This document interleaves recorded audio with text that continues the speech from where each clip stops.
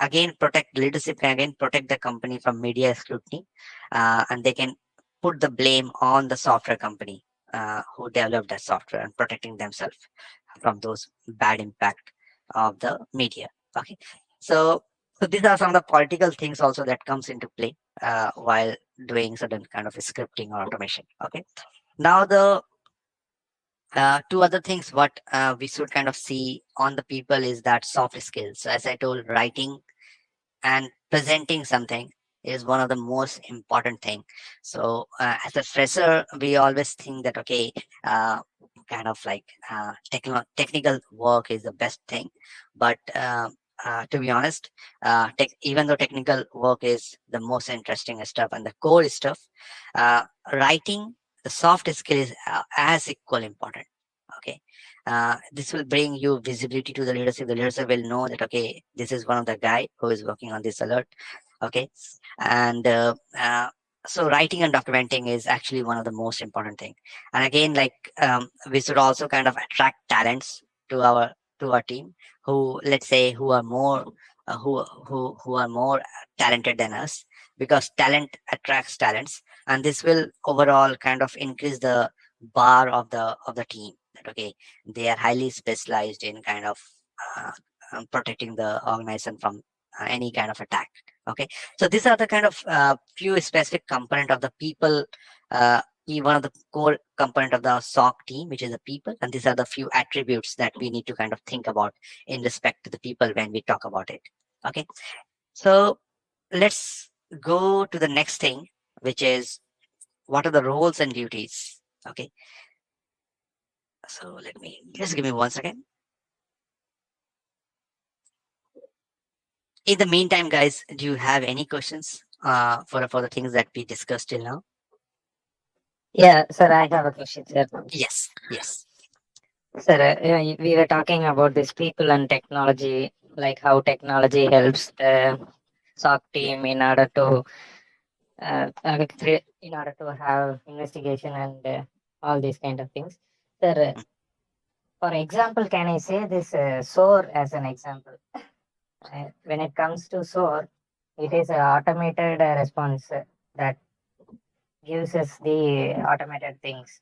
But in yes, SIM, we'll be having our SOC team and we'll be 24/7 monitoring those things. yes. So my question is, in the market, both SOAR and SIM tools are there. Mhm. So what makes the customer to go forward in choosing the SOAR rather than choosing the SIM? So what is the disadvantage of choosing the SOAR for the customer side? Could you please explain more in detail? Okay, so it's basically let's say what's the kind of difference between kind of SOAR and SIEM. Yeah.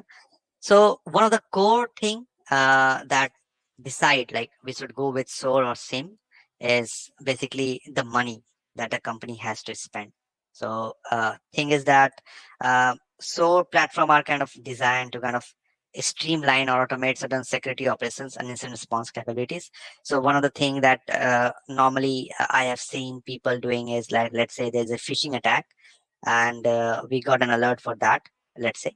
And the thing is that phishing attack has always kind of a repetitive manner of work that needs to be done by SOC. We need to kind of analyze the email, we need to analyze the email headers, and we need to kind of see like uh, and different other components of the email. Like if it is kind of really malicious, the link that is present or the attachment that is present in the email, is it kind of a phishing email? Is it kind of stealing the credentials, or is it kind of downloading the software in the system?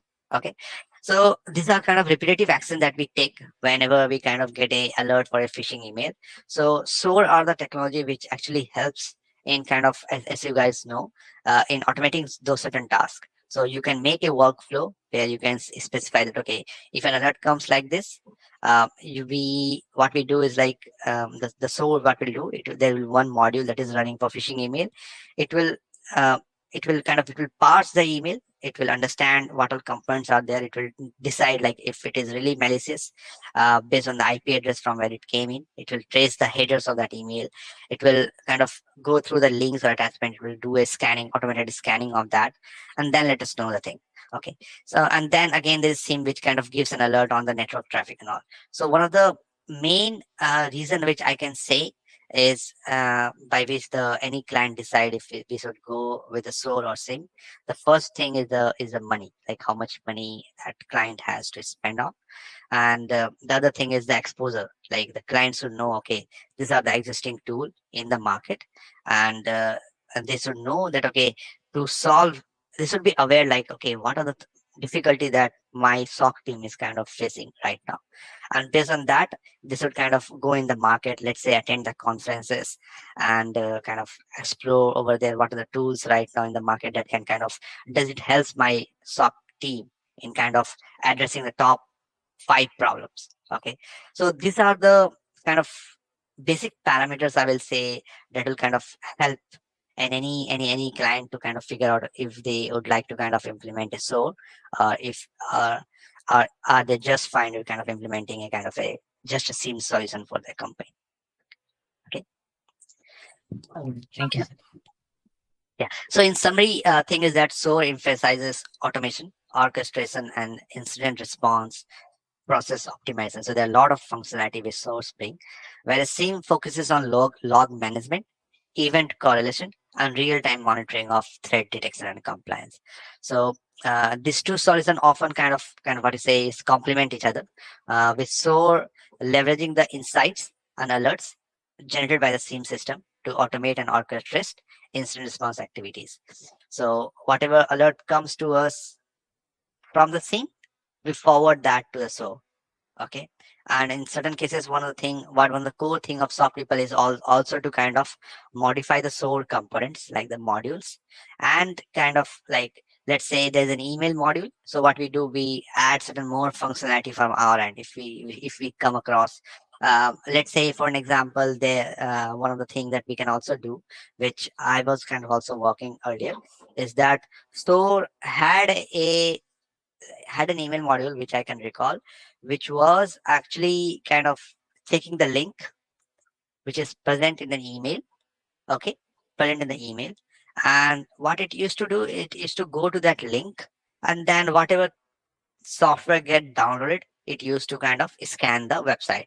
And if there is no kind of malware that comes in when the SOAR visit the website, it will tag that uh, email as like not suspicious. Now, can you let me know what is the bad thing over here? Bad thing about this process? Can you specify?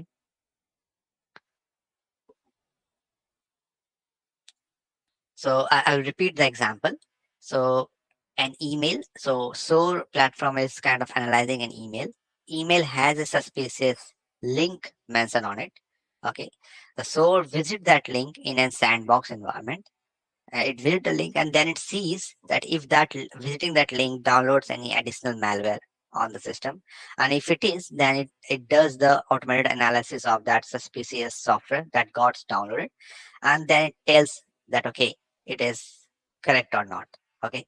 And if that visiting the link doesn't download any software, then it says that, okay, the email is fine and it's ready to go.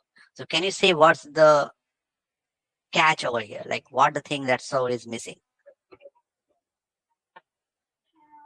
I feel it's only checking for any downloads that will happen to the malware file. But it can be the other way around also. Like that file can do something else malicious. So that is getting exception. No, so what I mean is that, Sir, yeah, go on. Yeah, go on. sir, the file has already been downloaded. After that only it is going and checking whether it is malicious or not.